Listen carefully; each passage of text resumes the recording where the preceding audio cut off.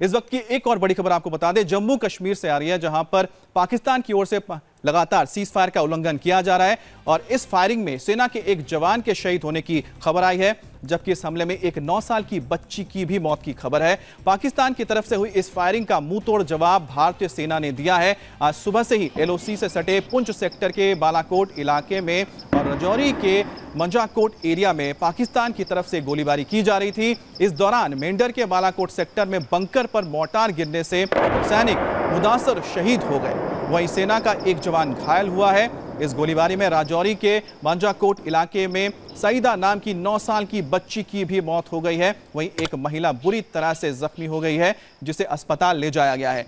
गोलीबारी के चलते एलओसी के साथ लगते जितने भी स्कूल हैं उन्हें सुरक्षा के मद्देनजर बंद कर दिया गया है। पाकिस्तान की ओर से फायरिंग में मोर्टार स्कूलों के आसपास आकर गिरे हैं, यानी कि पाकिस्तान की ओर से जो इलाकों पे निशाना बनाया जा रहा है वो रिहायशी इलाके हैं। हमारे साथ जुड़ गए हैं रमन सैनी।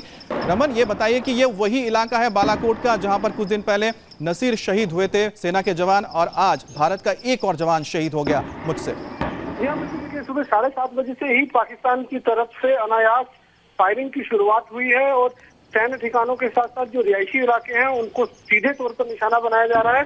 और जो 15 तारीख को भारतीय सेना का जवान मोहम्मद नसीर जो है वो शहीद हुए थे, वो भी 15 जकलाई के जवान थे। और ये जो अभी आज जवान जो शहीद हुआ है वो भी 15 जकलाई का रोटी इलाके के अंदर जो तरकुंडी का इलाका पड़ता है वहां पर ये शहादत हुई है। और इसके साथ साथ एक 9 साल की बच्ची जो है उसकी भी मृत्यु हुई है, जबकि एक महिला जो है वो स्प्लिंटर इंजरी से गंभीर रूप से जख्मी हुई है। तो सुबह से ही लगातार पाकिस्तान की तरफ से हैवी शेलिंग जो है वो बालाकोट और मंजाकोट के इलाके में लगातार जारी है। भारतीय सेना भी जो है मुंहतोड़ और जवाबी रमन, एक बात बताइए, किस तरह के हथियारों का इस्तेमाल किया जा रहा है? कुछ आपको पता लगा पाकिस्तान की ओर से किस तरह के आर्म्स का इस्तेमाल कर रहे हैं?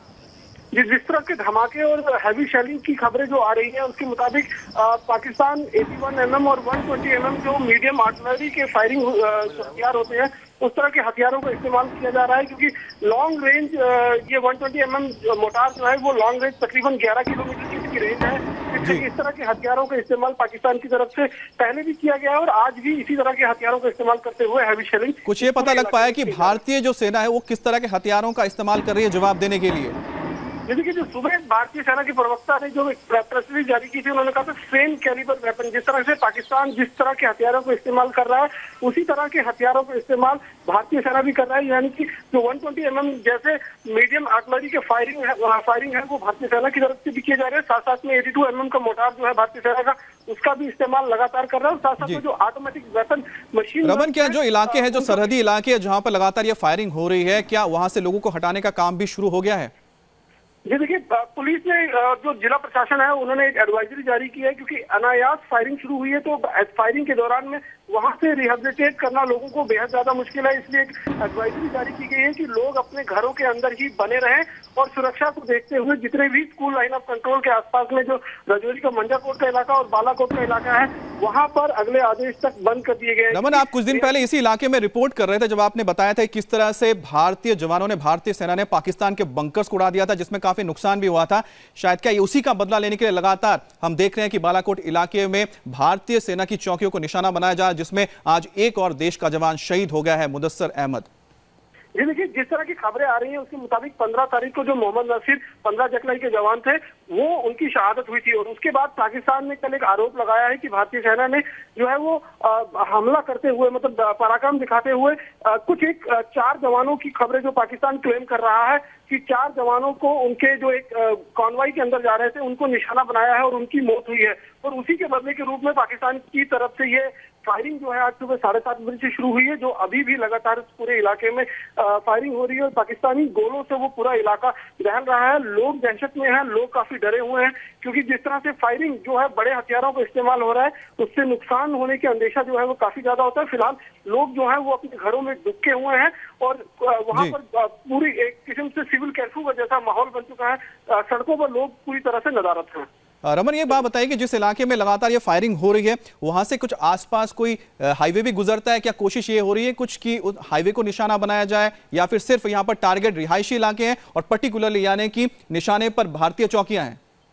देखिए, वो जो पूरा इलाका लाइन ऑफ कंट्रोल का इलाका है वहां पर आर्मी यानी कि डिफेंस रोड जो है वो वहां पर जाता है और उस डिफेंस रोड से ही पूरी जो सप्लाई और कॉन्वॉय जो है वो गुजरती है। तो कहीं ना कहीं उस रोड को टारगेट बनाया जाता है और साथ साथ में क्योंकि एलओसी पर पूरा राजौरी और मंजाकोट और साथ साथ में तरकुंडी, बालाकोट, मेंढर का जो इलाका है, इस पूरे इलाके में सैन्य की चौकियां जो है वो पाकिस्तानी घुसपैठ को रोकने के लिए बनाई गई हैं और उन सैन्य ठिकानों को सीधे तौर पर निशाना बनाया जा रहा है। लेकिन दुखद बात यह है कि बिल्कुल ठिकानों के रमन, एक बात हम दर्शकों को भी बता दें, आपको भी बता रहे हैं कि एक बड़ी खबर इस वक्त यह आ रही है कि भारत के डीजीएमओ ने पाकिस्तानी डीजीएमओ के सामने सीज फायर उल्लंघन पर बात की है और दोनों डीजीएमओ के बीच लगभग 10 मिनट तक बात हुई है। तो यह बड़ी खबर यह आ रही है कि दोनों पक्षों से यानी कि भारत और पाकिस्तान के डीजीएमओ की बातचीत हुई है और इसमें सीज फायर उल्लंघन की बात भी सामने आई है।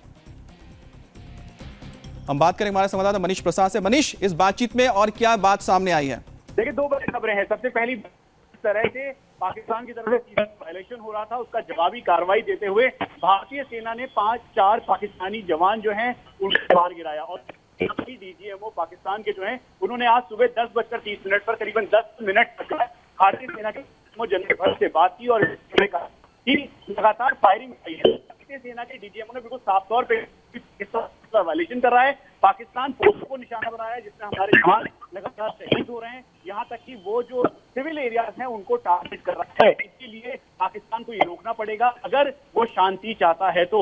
और इस 10 मिनट बातचीत में भारत रुख बिल्कुल साफ था कि अगर पाकिस्तान फायरिंग करता है तो उसका जवाब उसी की बातों में दिया जाएगा। दूसरी एक और बड़ी बात है कि आज जब डीजीएमओ लेवल टॉक्स हो रहा था उसके थोड़ी देर पहले ही करीबन 7:30 बजे बीजी सेक्टर में एक जवान शहीद हुआ, जिससे जब पाकिस्तान ने शेल 120 फायर किया तो सीधा एरिया है खासतौर पे बीजी सेक्टर का, वहां पे नायक मुदस्सर अहमद जो कि बंकर के अंदर थे, मोटार का शेल अंदर गिरा और फिर उसमें वो शहीद हो गए। तो ये सारी बातें मिलाकर एक भारतीय सेना का रुख बिल्कुल साफ है कि पाकिस्तान की तरफ से इस पर वायलेशन का जवाब दिया जाएगा और कहीं भी इसको रोका नहीं जाएगा।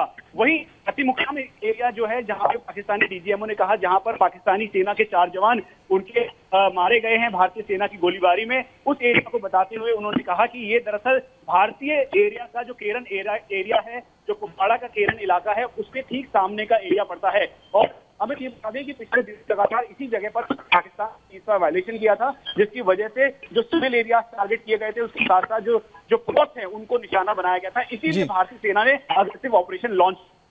मनीष, एक बात बताइए कि 10:30 बजे बात हो रही है दोनों डीजीएमओ की, जिसमें बात हो रही है किस तरह से फायरिंग को रोका जाए, वहीं पर हम देख रहे हैं कि लगातार पुंछ सेक्टर में अभी भी गोलाबारी हो रही है। तो पाकिस्तान का जो दोहरा रवैया है हमेशा देखने को मिलता है, तो इस पर भारतीय डीजीएमओ ने अपनी बात रखी? देखिए, भारतीय डीजीएमओ जनरल भट्ट ने बिल्कुल साफ तौर पर 2 बात की। पहली बात कि 30 वायलेशन का जवाब दिया जाएगा और चूंकि 7:30 बजे एक भारतीय सेना जवान बीजी सेक्टर में शहीद हुआ और उसके साथ साथ पुंछ इलाके में लगातार 30 वायलेशन हुई, यहाँ तक कि ये भी कहा गया कि इंफिल्ट्रेशन बिड है वो लगातार हो रही है। बिल्कुल मनीष, लेकिन एक बात ये भी सच है और ये बात तारीफ करनी होगी भारतीय सेना की कि भारतीय सेना ने मुंह तोड़ जवाब देते हुए अपने शहीद का बदला लिया है। जैसा कि बात सामने आई है कि पाकिस्तान के 4 जो सैनिक हैं वो भी मारे गए हैं, यानी कि भारत के जो जवान शहीद हो रहे हैं सरहद पर, उनका बदला भी लिया जा रहा है। भारतीय सेना मुंह तोड़ जवाब दे रही है। बहुत बहुत शुक्रिया मनीष आपका हमारे साथ जुड़ने के लिए।